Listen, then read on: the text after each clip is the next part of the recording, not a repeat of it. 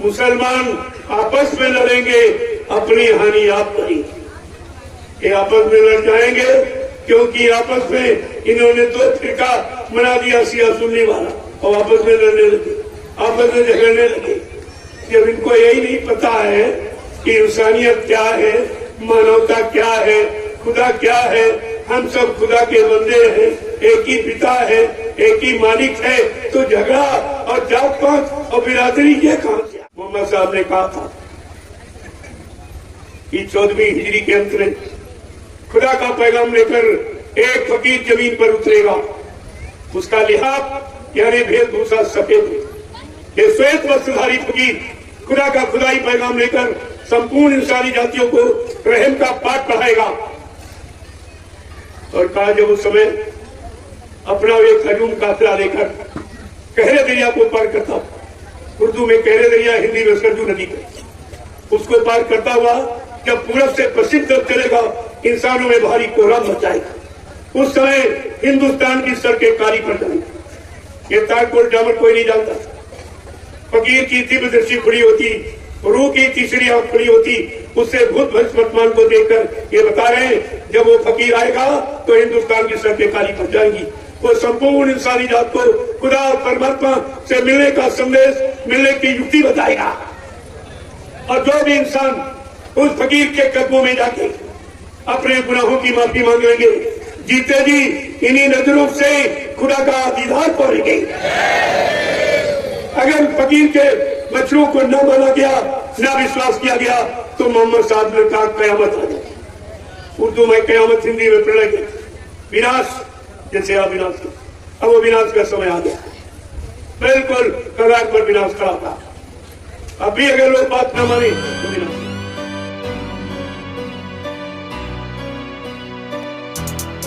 The Garabees.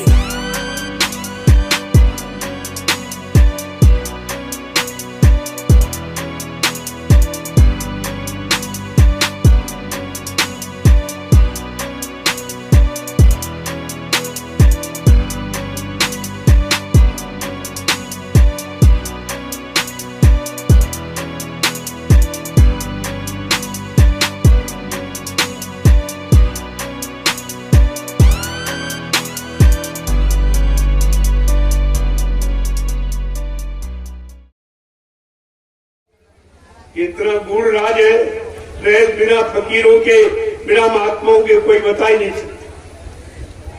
इसमें सबसे बुरा प्रभाव इस समय खान पान। ऐसा नहीं कि मुसलमान की किताबों में और कुछ उन्होंने पढ़ा नहीं। मोहम्मद साहब जो मुसलमानों के मसीहा थे, जो खुदा का खुदाई पैगाम लेके आए थे, उन्होंने कहा था, ऐ मुसलमान ईमान रहमान वालों, ये पाक साहब जिसमें खुदा की इबादत के लिए मिला, अगर तूने इसमें एक कतरा मांस का डाल दिया तो खुदा से जुदा हो जाएगा, और एक बूंद अगर शराब पी डाल दी तो मजे से काफिर। क्या किसी मुसलमान ने मोहम्मद साहब के बच्चों को अपनाया है? माना है? कुछ नहीं, कुछ भी नहीं माना। वो जानता ही ये सब नहीं क्या है। अरे मोहम्मद साहब ने जो बताया, अगर एक बात भी तुम मान लेते तो अब तुम्हारे में इंसानियत आ जाती, मानवता आ जाती, तुम्हारे में सबके प्रेम, सबके प्रति प्रेम, रहम और दया ये सब पैदा हो जाता। इसीलिए फकीरों ने उसका नाम मुसलमान रखा। मुसलमान कोई कौम जाति का नाम नहीं है। मुसल्लम ईमान रहमान, जिसमें मुसल्लम माने पक्का, रहम और ईमान, वो है मुसलमान। मुसलमान कोई कौम जाति नहीं है। जिसमें रहम ईमान वो मुसलमान। रहम आपने खत्म कर दिया, खुदा के बनाए हजारों जीवों को मारने काटने लगे तो रहम कहाँ रहा। और जब उसका मुर्दा मांस खाना शुरू किया तो ईमान धर्म चला गया। अब रहम ईमान जब सब खत्म तो मुसलमान है कोई नहीं। कोई मुसलमान कोई ना हिंदुत्व है, ना इनमें मुसलमान ईमान है। इसलिए दोनों खत्म हो गए। अपने अपने मजे धर्म से दोनों अलग, कुछ नहीं। आपको इसीलिए फकीरों ने समझा के कहा, है मुसलमान ईमान रहमान बाबू, तेरा खुदा के खुदाई पैगाम को जो फकीरों के जरिए आता रहा उसे सुन ले। क्या कहा उन्होंने कि है खुदा खुद में खुदी और खुद खुदा से दूर है, और जिसमें जितने देखता सब में खुदा का नूर है। कितना साथ था, सब में खुदा का नूर। नूर माने प्रकाश, नूर माने दाढ़ी बाल नहीं होता, खास तजल्ली का प्रकाश, लाइट, उजाला, ये नूर है। ये बेचारे दाढ़ी की कटिंग करा दे कहते नूर। अरे तुमने जो फकीर नूरी सृष्टि में गया, जहाँ प्रकाश ही प्रकाश है, जहाँ मोहम्मद साहब ने खुदा के नूर का दीदार किया था, उस नूर की बात कही और यहाँ दाढ़ी बाल में घुस के कटिंग कराने लगे तरह तरह, कहते मुसलमान हो। अरे कटिंग कराने से मुसलमान हो गए, वो अपनी तरफ से ये जो शॉर्टकट। अरे खुदा ने तो समूचा दिया, समूचा सबको दी दाढ़ी बाल, तो उसमें कटिंग कराते कहते मुसलमान हो गए। वो कह रहे हम समूचा रखे, हम हिंदू हो गए, इसी दाढ़ी बाल में फंस गए। और जो मोहम्मद साहब ने जिस नूर की बात की, उस नूर तक तो कोई पहुंचा ही नहीं। कहा ये फकीर होती, जो फकीर खुदा के नूर को जिसने देखा, नूर माने प्रकाश को, तजल्ली को, उजाले को जिसने देखा, वो खुदा का हो गया, वो खुदा का हो गया, खुदा उसका हो गया और वो खुदा का हो गया। तब उन्होंने कहा कि रहे मेरे ईमान मिलकर ये मुसलमान जाति बनी। फकीर क्या कह रहे हैं? ऐ मुसलमान ईमान रहमान वालो, जरा गौर ख्याल से सुनो कि रहे मेरे ईमान मिलकर ये मुसलमान जाति बनी। गर रहम दिल से खो गया तू बन गया बेपीर है। इसीलिए उन्होंने अपना एक नाम पीर रखा, पीर पैगंबर औलिया, जो सबकी पीर माने दर्द और दुख को हरे, वो पीर है। और तुम सबको दुख दे रहे हो, मुर्गा काट दिया उसको दुख दिया, बकरा काट दिया उसको दुख दे दिया, अंडे फोड़ दिया यानी बच्चे नहीं होने दिया। ये सब क्या कर रहे थे? ये क्या कर रहे? अरे जरा कुछ तो रहम ईमान को बरकरार रखो, जो खुदा ने तुमको दिया उसे तो बरकरार रखिए, नहीं तो सख्त सजा पाओगे खुदा के दरबार में। कहा रहम और ईमान मिलकर, रहम और ईमान वो है मुसलमान। कहा जिसमें रहम है और ईमान है वो पक्का मुसलमान है। लेकिन यहाँ तो रहम ईमान सब खत्म, रहम तो पहले खत्म कर दिया। शुरू में पैदा हुआ तभी से हत्या शुरू कर दी, ये मारो ये काटो, वो मारो ये काटो ये मारो। ये सब क्या? ये रहम है, ये दया है, ये हैमानियत है। जरा सा ये भी विचार नहीं किया कि हम ये कर जाए। हम बेरहम बनकर खुदा के बनाए जीवों को मारते हैं, काटते हैं। क्या खुदा हमारे पर खुश होगा कि नाराज होगा?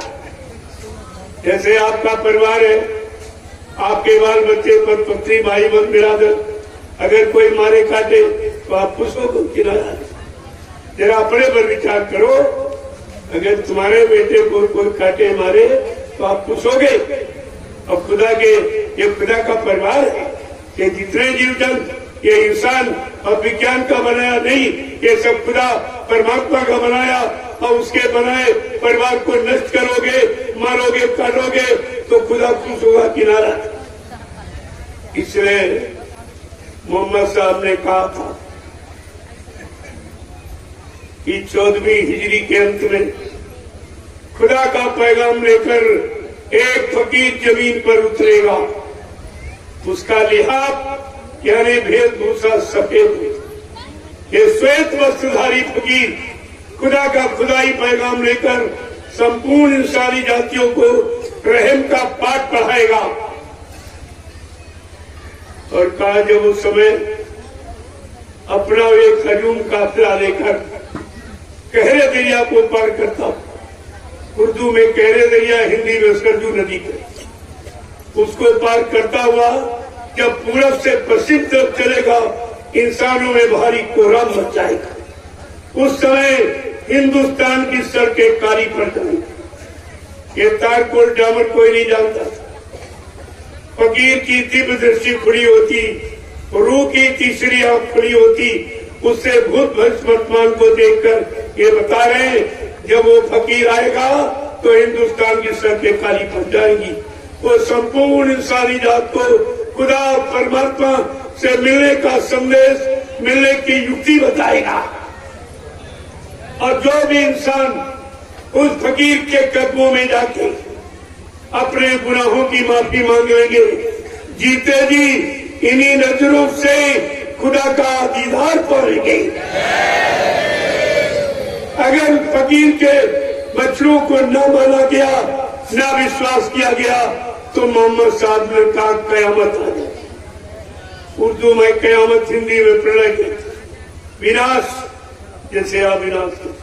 अब वो विनाश का समय आ गया, बिल्कुल कगार पर विनाश खड़ा था। अब भी अगर लोग बात न माने तो विनाश हो। मुसलमान आपस में लड़ेंगे, अपनी हानि आप करेंगे। ये आपस में लड़ जाएंगे क्योंकि आपस में इन्होंने दो फिरका बना दिया, शिया सुन्नी वाला, और आपस में लड़ने लगे, आपस में झगड़ने लगे।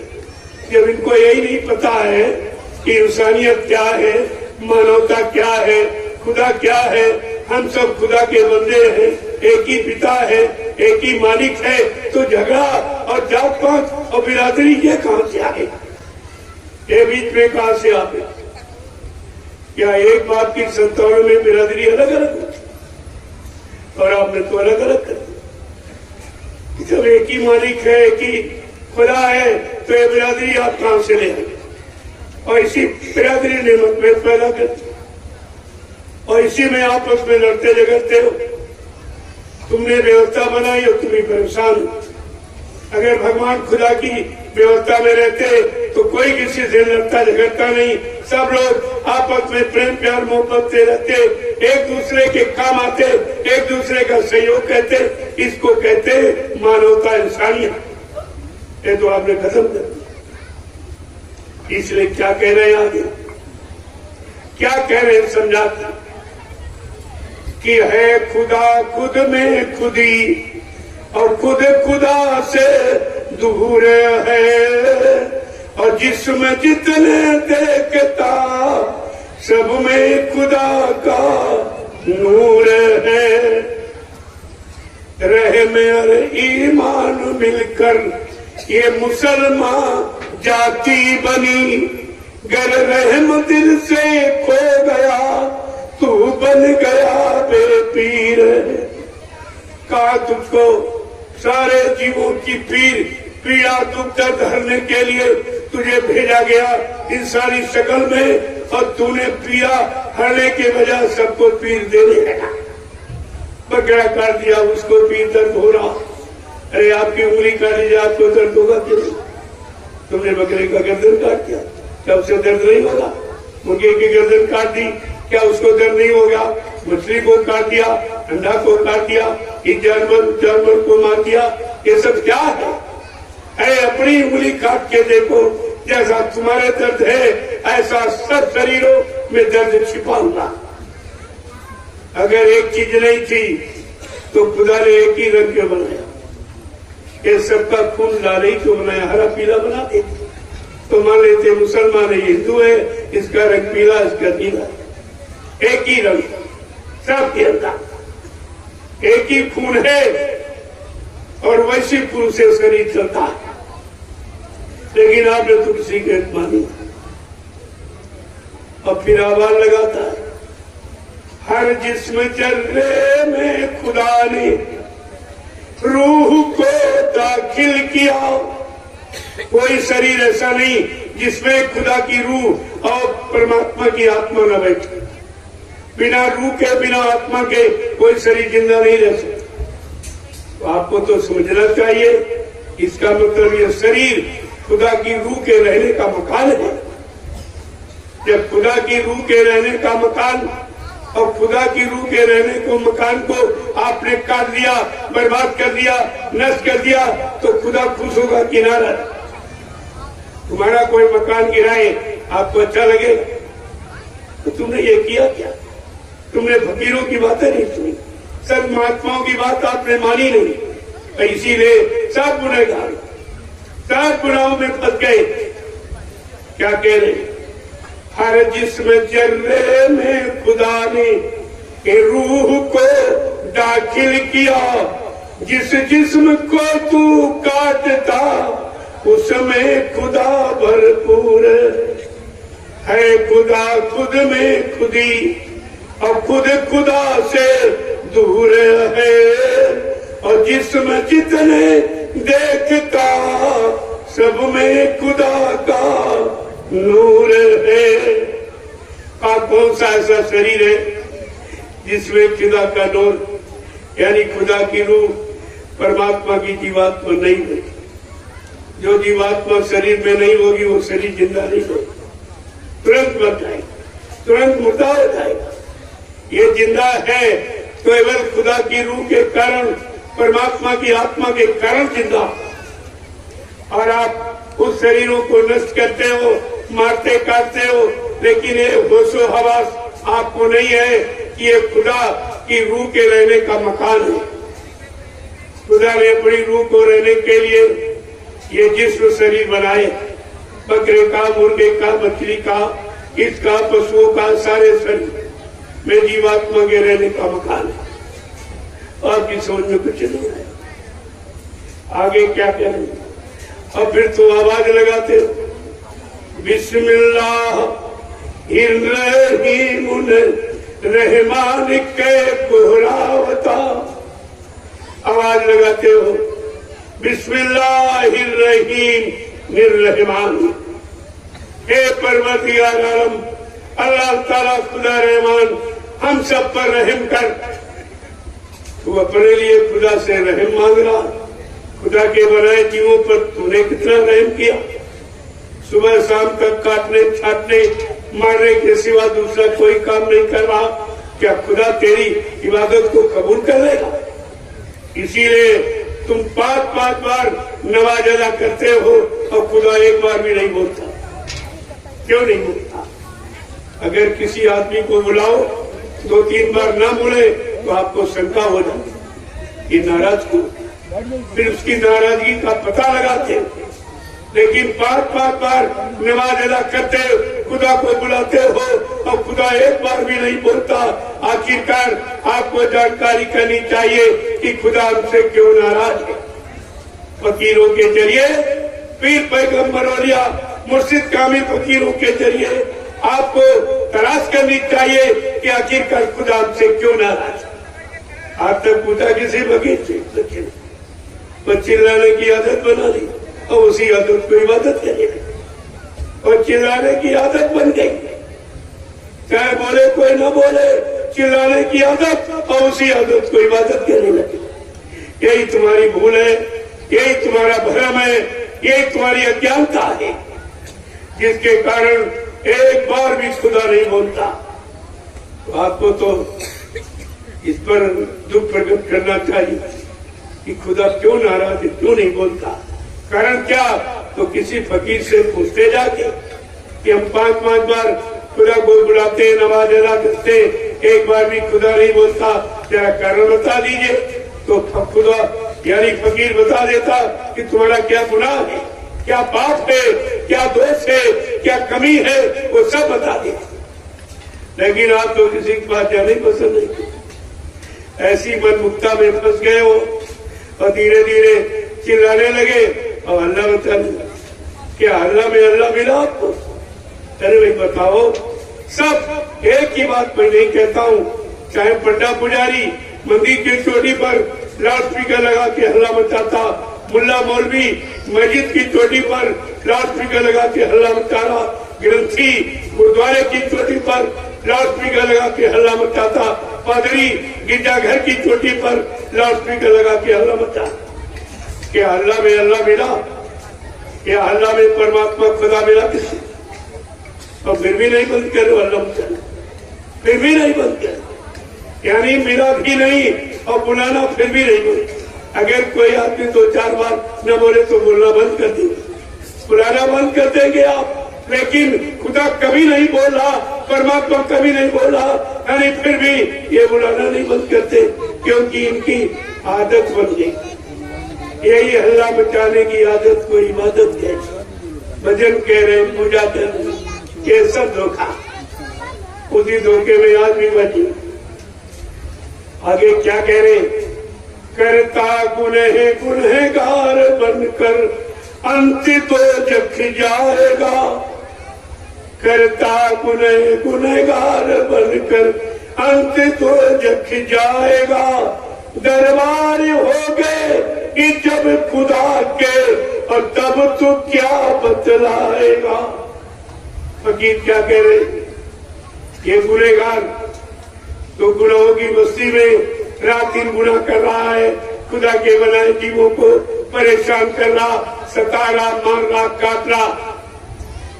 एक दिन तुझे खुदा के दरबार में तेरी रूह को पकड़ के खड़ा किया जाए, पूछा जाएगा, मैंने तेरे वास्ते पीर पैगंबर औलिया मुर्शिद कामिल फकीर साधु संत महात्माओं को भेजा, तूने उनके वचनों को क्यों नहीं सुना? उनकी बात को क्यों नहीं माना? जो तेरे लिए आए, तेरे लाभ के लिए आए, तेरी रूह को दोजख नरकों से बचाने के लिए आए, तूने उनकी बात क्यों नहीं मानी? उस समय तुम्हारी रूह क्या जवाब दी? वहां तो कोई बैठा नहीं, सारे कर्मों की वही ऐसे खोल दी। इस तारीख को ये जीव काटा, इस तारीख को इसको मारा, इस तारीख को इसको मारा, इसका मुर्दा मांस खाया, और ये किया और ये किया, सब पूरी कर्मों की वही को खोल के रख देगा। आप वहां ये नहीं कर सकते, हमने ये नहीं किया। वो तारीख बाई तारीख बताएगा, कहाँ जाओगे?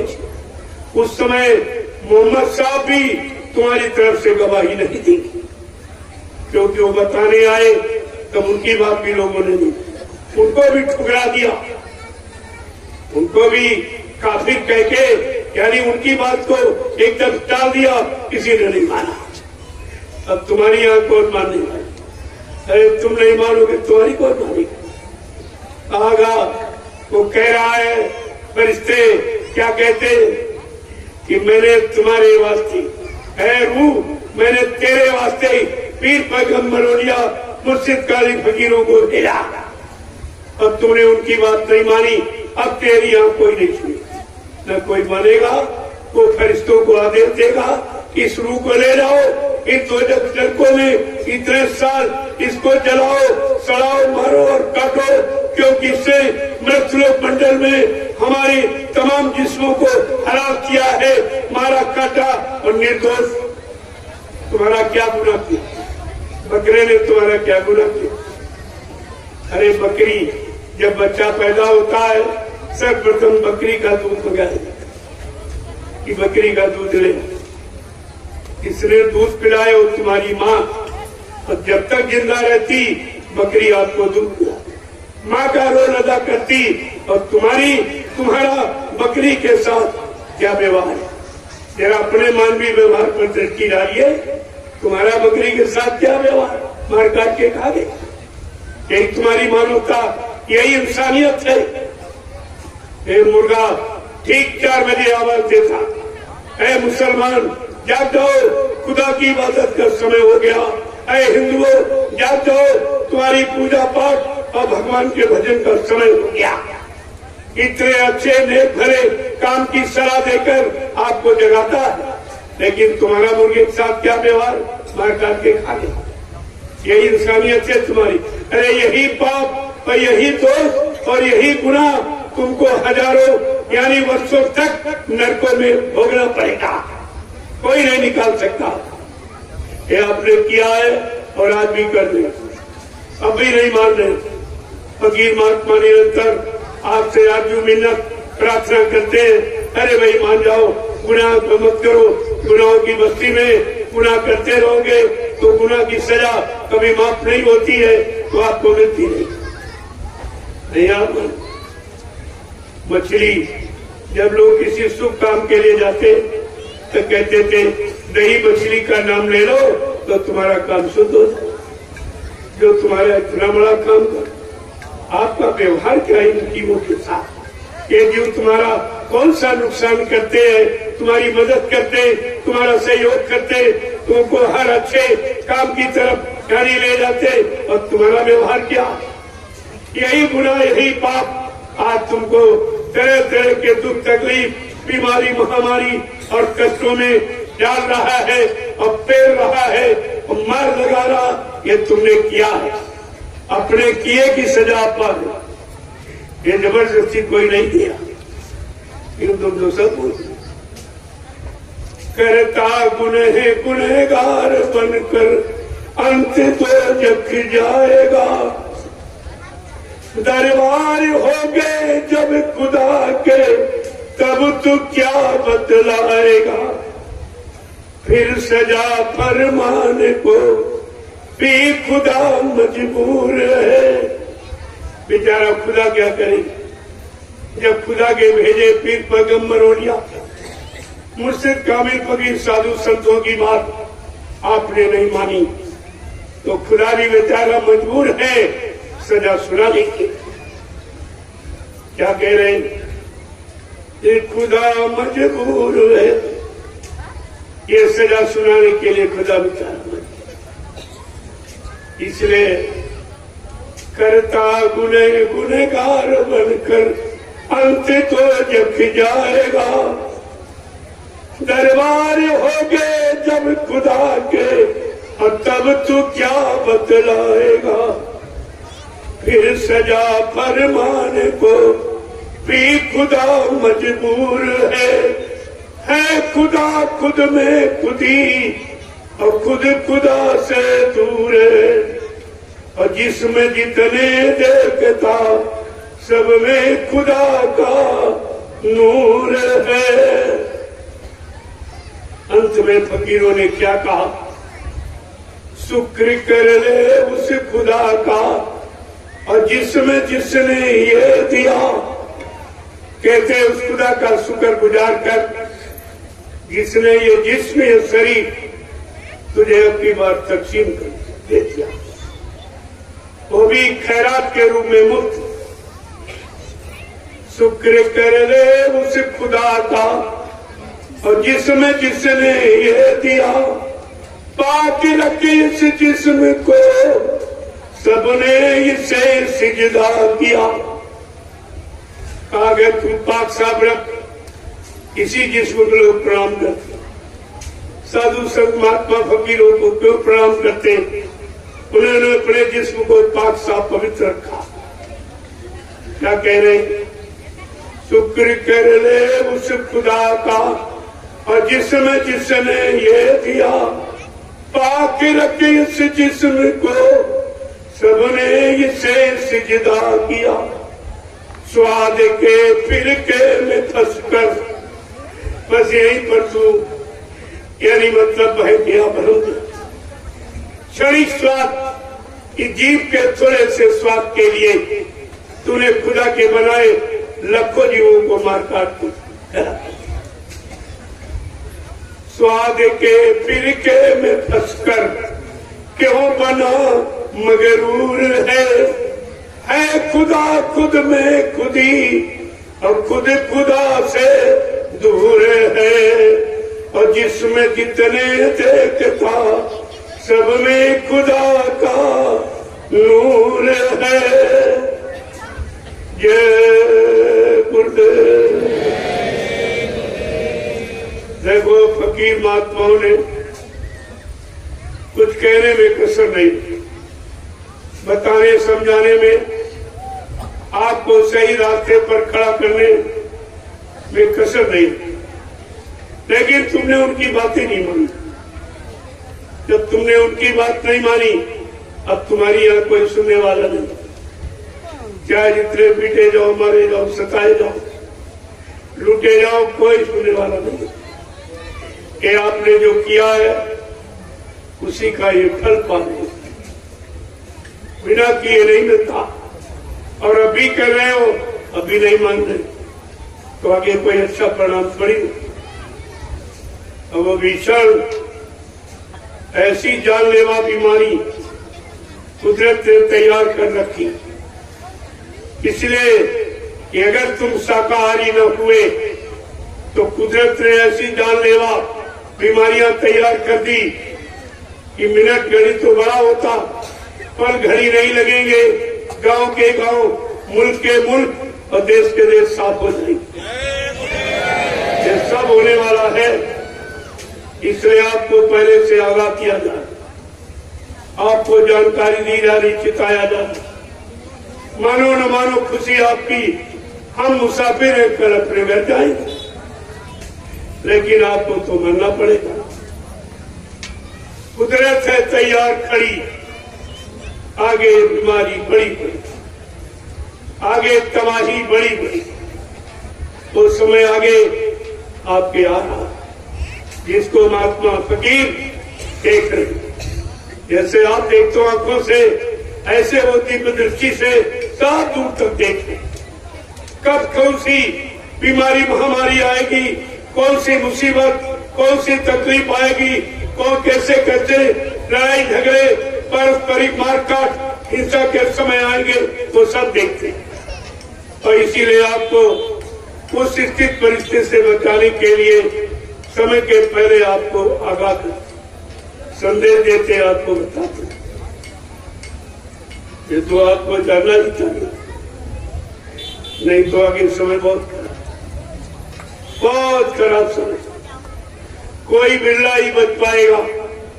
इतने मकान खाली पड़े रहेंगे, कोई रहने वाला दिखाई नहीं देगा। आज आप एक एक इंच जमीन में झगड़ा करते, तुम्हें मालूम नहीं कि आगे का तुम्हारा भविष्य है।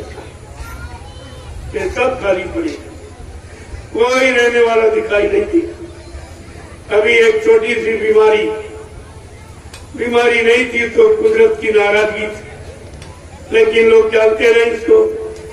बाबा जी ने बहुत पहले कहा था, 1980 से बराबर जानकारी दे रहे कि आगे का समय बहुत खराब आ रहा, दिन पर दिन समय खराब आता चला जा रहा। अभी से आप सुधार कर लो, चलो आप धर्मात्मा, महात्मा, सच्चे ईमानदार भले नहीं बन पाए तो आप शाकाहारी बन जाओ, इसमें कौन सी आप? अरे शाकाहारी तुम्हारा हमारा आप सबका जन्म सिद्ध अधिकार। जब बच्चा पैदा होता है, चाहे हिंदू घर में पैदा हो चाहे मुसलमान घर में, किसी कौन जाति में पैदा हो, क्या पैदा होने के वक्त माँ ने अपने बच्चे को मुर्गा खिलाया था, कि अंडा बकरा खिलाया, कि शराब पिलाई थी? हर माँ ने अपना दूध पिलाया। ये दूध शुद्ध शाकाहारी, हमारा जन्म ही शाकाहार है। माँ के दूध से जन्म हुआ और दूध से संबंधित अगर आहार हम करते रहते तो कोई बीमारी, कोई परेशानी, कोई लड़ाई झगड़ा, कोई दैवी प्रकोप, कोई दुर्घटना, कोई अकाल मौत आपकी नहीं होने पाती। लेकिन आपने कोई बात नहीं मानी, सब भूल गए, सब कुछ भुला दिया। जब तुम सब भूल गए, तुमको खुदा भूल गया। अब जब भूल गया तो तुम भूल भरम में फंस गए। अब चिल्ला रहे हो रात दिन, जब खुदा सुनेगा तुम्हारी? जब तुमने खुदा के भेजे पीर पैगम्बर औलिया मुर्शिद कामिल फकीर साधु संतों की बात को नहीं माना, नहीं सुना, अब तुम्हारी यहाँ कोई सुनने वाला। इसलिए अभी आपके लिए एक मौका दिया जाए। अभी वक्त है गुनाहों से तू तौबा कर ले, फिर ना कहना कि हमने सुना था पैगाम नहीं। हम आपको ये कहने नहीं देंगे जैसे पहले की तरह मुसलमान कह रहा है उससे हम न हुए। हम आज आपको नहीं कहने देंगे कि आप मौजूद हो। आपकी मौजूदगी में मैंने सारी कौमियत को खुदा का खुदाई पैगाम सबको सुना दिया और सबको बता दिया। मेरे यहाँ तो कोई फिरका नहीं है, कोई जाति पाति का, कोई छोटे बड़े गरीब अमीर का कोई, और सबको आज निमंत्रण देके बुलाया हूँ और ये दिखा दिया कि हमारे यहाँ कोई कौन कौमियत, कोई झगड़ा नहीं है, ये कोई नहीं कर सकता, हिंदुस्तान में ये कोई नहीं कर रहा। और समस्या केवल तो है आपके सामने, रोटी की और बेटी की। आज मैंने दोनों बिंदु आपके सामने रखे, सबको रोटी का निमंत्रण दिया है और सबकी बेटियों को बुलाकर उनके सतीत्व की और चरित्र की रक्षा के लिए मैंने महाप्रसाद दिया और बरकत दी, जो हिंदुस्तान में कभी किसी ने नहीं किया, ये काम किसी ने नहीं किया। मैंने कोई तो जात पात रखी नहीं कि फला जात की बेटी आएगी फला नहीं आएगी। कन्या देवी, कन्या पूजन ये कोई जानता ही नहीं और न कोई करता और कभी नहीं किया। ये जो आज मैंने आपके सामने करके दिखाया कि हिंदुस्तान में कोई और कोई जानता नहीं, जबकि जीवन के दो बिंदु मुख्य हैं, जीवन के लिए रोटी और लाज और इज्जत के लिए बेटी। आज दोनों बिंदुओं पर कि किसी की दृष्टि नहीं, न कोई महात्मा कह रहा और न कोई नेता कह रहा। दोनों भूल गए, दोनों भ्रमित हो गए, दोनों नहीं समझ पा रहे कि जीवन के दो बिंदु हैं, रोटी जीने के लिए रोटी और लाज और सर्व और बल कुल मर्यादा के लिए बेटी। अगर दोनों की रक्षा हो जाए तो और चाहिए क्या देश को, इसी की आवश्यकता। मैं उसी व्यवस्था का सूत्रपात करने जा रहा हूँ कि सबको रोटी मिले और सबकी बेटी की रक्षा। मेरा लक्ष्य, मेरा उद्देश्य, मेरी भूमिका, मेरा कदम यही था। और आप देखते जाइए कि कैसे कैसे शुरू हो जाए। अरे आप तो रोटी उनको खिलाते हो जिनकी कभी खाई हो या जिनको जानते हो, न के रिश्तेदारों को, लेकिन आज तो आपके सामने ये भी करके दिखा गया, ये जो निमंत्रण देने गए ये उनको नहीं जानते और खाने वाले इनको नहीं जानते। देखिए ये रोटी का संबंध कैसा, ये जात बिरादरी का संबंध नहीं, ये संपूर्ण मानव जाति का के हित का है कि सतयुग आने पर सबको रोटी मिलेगी। ये जात पात नहीं पूछी जाएगी, तुमकी जाति को रोटी दी जाए कि नहीं दी जाए, तुमकी जाति को नौकरी दी जाए कि नहीं दी जाए, व्यापार किया जाए न कराया जाए, सहयोग किया जाए न किया जाए, ये नहीं पूछा जाए। आज ऐसी एक नवीन व्यवस्था आपके सामने ला के खड़ी कर और अब भी लोगों की समझ में नहीं आ रही। 1 करोड़ महात्मा है, काले पीले लाल वस्त्र पहनने वाला, और एक भी बात नहीं जानता, किसी के हित की बात कभी नहीं, अपने हित की बात, अपने मान सम्मान की बात, अपना आश्रम, अपना गुरुद्वारा, अपना मंदिर, अपना दान दक्षिणा, अपना मान और सामान के सिवा किसी के लिए कुछ नहीं सोच रहा। अगर कोई नेता सोच रहा तो देश का क्या होगा, देश का विकास होगा, मानव इंसान को सुख शांति मिलेगी। अरे कुछ तो विचार करो, यहाँ तो कुछ हुआ ही नहीं। 70 साल की आजादी केवल यही परिचय दे रही कि चुनाव के सिवा और कुछ नहीं किया गया। चुनाव पर चुनाव, चुनाव पर चुनाव, सारा देश चुन गया, कुछ नहीं बचा। और ये भी नहीं बताया कि चुनाव का खर्चा क्या है।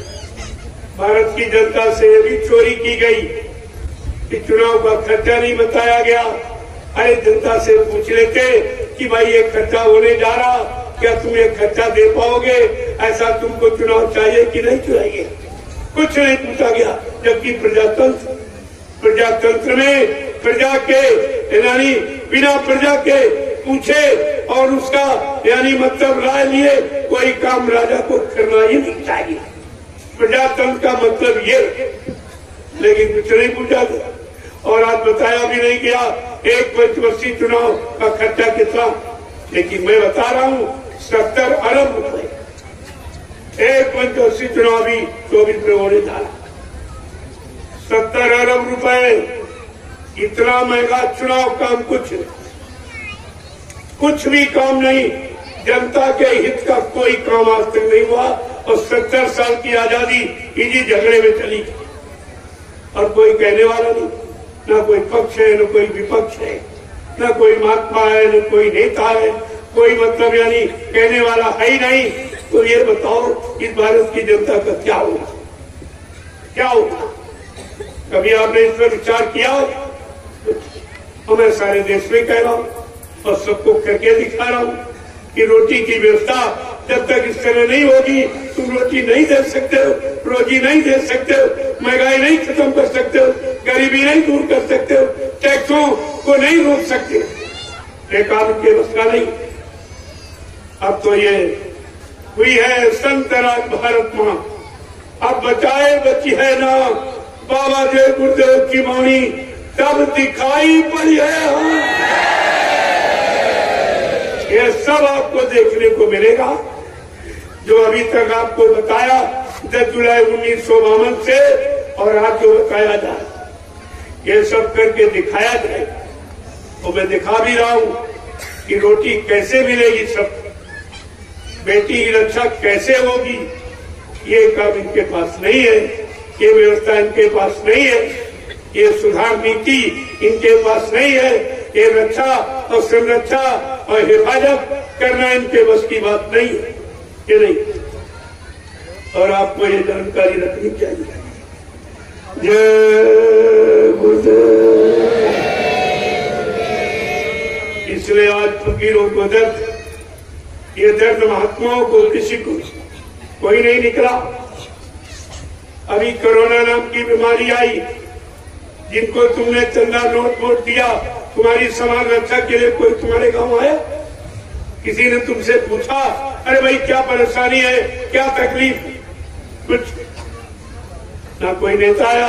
और जिनको दान दक्षिणा और धोती रोटी लंगोटी आप देते हो, कोई महात्मा भी नहीं आया कुछ। ये दोनों बेचारे हार गए, दोनों की बस की। ये कुदरती कहर है, इसको ये दोनों नहीं रोक सकते, इनके बस की बात नहीं है। जब देखा कि उस बीमारी में करोड़ों चले गए झटके में, अब तो बहुत बड़ी बीमारी आने वाली, तो उसमें नहीं कोई आया तो इसमें कौन आएगा? तब मैंने आपके बगल में नैमिषारण की 88,000 ऋषियों की तपोभूमि, यहाँ से मैं महाप्रसाद लेकर आप सबके लिए आया हूँ। ये प्रसाद हिंदुस्तान में कोई नहीं बांट सकता, किसी ने नहीं दिया, मैंने पूरे हिंदुस्तान में बांटा कि परमात्मा खुदा कैसे मिलता, फकीरों के जरिए, महात्माओं के जरिए मिला और मिलेगा। पत्थर और कागज ये नहीं जला पाए, लेकिन बात समझ में नहीं आती। ये देखकर फकीरों को रोना। क्या कह रहे हैं कि खुदा तेरे बंदों का क्या होगा, खुदा तेरे बंदों का क्या होगा, जो रहम से है कारी इन शैतानों का क्या होगा, खुदा तेरे बंदों का क्या होगा, जो शाम को न करते न सुबह करते इबादत, इन गुनहगारों का क्या होगा, खुदा तेरे बंदों का क्या होगा। ये फकीर महात्मा पूछते, ऐ खुदा तेरे इन बंदों का क्या होगा? ये तो रहम दया सब भूल गए, एकदम मारकाट हिंसा पर बिल्कुल तैनात हो। इनके दिलों से दया और रहम चला गया। तो तुम रहमान को कैसे पहचानोगे? तुम्हारे मंदिर में तुम्हारे अंदर दया नहीं तो दयालु प्रभु को कैसे पहचानोगे? इस पर भी कोई गौर नहीं करना। और धीरे धीरे इन चीजों से सब खाली। तो हकीकत तो ये, और जब जब आए फकीर महात्मा किसी ने पहचाना नहीं, किसी ने नहीं पहचाना। और किसने आए वो तुमको तुम्हारी पहचान कर, अपनी पहचान और तुम्हारी पहचान और तुम्हारे मालिक की पहचान, तुम्हारे खुदा की पहचान, भगवान की पहचान बता दी। उनका और अपना कोई काम नहीं। लेकिन जब लोग उनकी बात सुने, माने तब तो लाभ आपको मिलेगा। ऐसे आए हैं लेके पैगाम के खुदा का ये, इन फकीरों को कोई पहचाना नहीं। देखिए, कोई नहीं पहचाना। दे रहे हैं नसीहत ये हकीकत की है, और जिसको मुर्शिद बिना कोई माना नहीं। मुर्शिद माने गुरु, गुरु के बिना गुरु के किसी ने जाना नहीं, बिना मुर्शिद के किसी ने खुदा को दीदार पाया ही नहीं। तुम्हारा कोई मुर्शिद नहीं, तुम्हारा कोई गुरु नहीं, ना तुम मुर्शिद गुरु को जानते हो, तो ये तुम्हारा काम कौन करेगा? और जिनसे उम्मीद करते हो सब हाथ झाड़ के अलग खड़े हो, कहते मेरे बस का कुछ न राजा कर पा रहा, न कोई जिम्मेदार कर रहा, न करने के लिए कोई हमी बना कि हम करें। सब अपने अपने मान सम्मान अधिकार में पड़े हुए। तुम्हारी चिंता किसी, तुम्हारी चिंता सिर्फ महात्मा फकीर हो। क्यों? उनकी रूह, उनकी जीवात्मा तुम्हारे जिस्म में बैठी, इससे तुम्हारे से उनका लगाव, वो अपनी रूह जीवात्मा से उनका लगाव है, और तुम्हारे शरीर में बैठी, इसलिए तुम्हारे शरीर से लगाओ। ये शरीर खराब ना होने पावे, ये बिगड़ने न पावे, ये नष्ट न होने पावे, ये बर्बाद न होने पावे, ये गुनाह और पापों में ये फंसने न पावे। इसलिए आपको आपसे हमदर्दी, बाकी उनकी हमदर्दी अपनी रूह से, अपनी जीवात्मा से ही लोगों के थी पाई।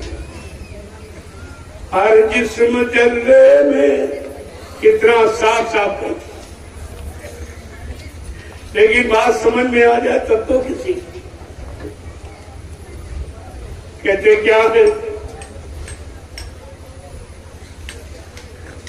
महात्मा फकीरों ने समझाने में कुछ कसर नहीं, तमाम तरह के एग्जाम्पल, उदाहरण, किस्से, कहानी, दृष्टांत सब आपको, कि किसी तरह से आपको सच्ची अच्छी बात समझ में आए, ताकि तुम्हारा मानव जीवन ये बर्बाद न हो, ये दोबारा नहीं मिलेगा। जो आप समझते हो कि अब की बार मिल गया फिर मिल, अब ये मिलने वाला नहीं, क्योंकि आप रात दिन गुनाह ही गुनाह करते हो, पापी पाप करते हो, हिंसा, मारकाट और अशुद्ध आहार के सिवा कोई अच्छा काम, अच्छा खान पान आप करते नहीं, तो दोबारा नहीं मिलेगा, दोबारा आपको नहीं मिलेगा। क्योंकि मानो जन्म, मानो शरीर पाने वाले आप कर्म ही नहीं करते। तुम तो सब पशुओं वाले कीड़े, नाली में बदबूदार कीड़े, वही गंदे कर्म यानी खान पान वाले कर्म करते हो, और बाद में उसी में आपकी रूह जीवात्मा को भेज दिया जाए। ये देख बुरे कर्मों का परिणाम क्या है, इस शरीर में जाके देख, फिर रोने के सिवा आपके हाथ में कुछ, और उस रोने से कुछ होता नहीं, रोने पछताने से काम नहीं बनेगा। समय से चेत जाओ, जाग जाओ, अपना सुधार करो, अपना काम बना लो, क्योंकि अभी वक्त है, अभी फकीर मौजूद है, तुम्हारे बिगड़े यानी स्थिति को बनाने वाले, तुमको सुधारने वाले, तुम्हारे पाप कर्मों को माफी देने वाले अभी मौजूद। लेकिन अगर वो शरीर से चले जाएंगे, फिर आपको माफी कोई नहीं, फिर आपको माफ कोई नहीं। इसलिए इस पर आपको ध्यान देने की जय